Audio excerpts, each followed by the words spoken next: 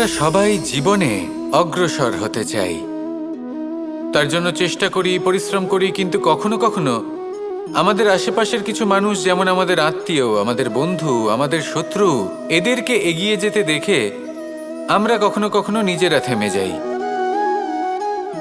এর অর্থ কি তার মানে এটা যে আমাদের কোনো খামতি ছিল বা আমরা কোনো ভুল করে ফেলেছি? না, বেশিরভাগ সময় আমাদের কোনো ভুল থাকে না, আমাদের কোনো খামতিও থাকে না। শুধু একটা ছোট্ট বিষয় আছে যেটা আমরা বুঝতে পারি না। আমরা চেষ্টা করি অন্যদের জীবনযাত্রা দেখতে। আমরা দেখতে চেষ্টা করি যে তাদের জীবনে তারা কিভাবে এগিয়ে চলেছেন, অগ্রসর হওয়ার জন্য ওনারা কি কি করছেন, আর যা করছেন তাতে ওনারা কিভাবে উপকৃত হচ্ছেন। আমরা চেষ্টা করি তাদের জীবনযাত্রার দিকে তাকানোর, ওনাদের গতিবিধির দিকে নজর দেওয়ার এবং সেটা বুঝতে চেষ্টা করার।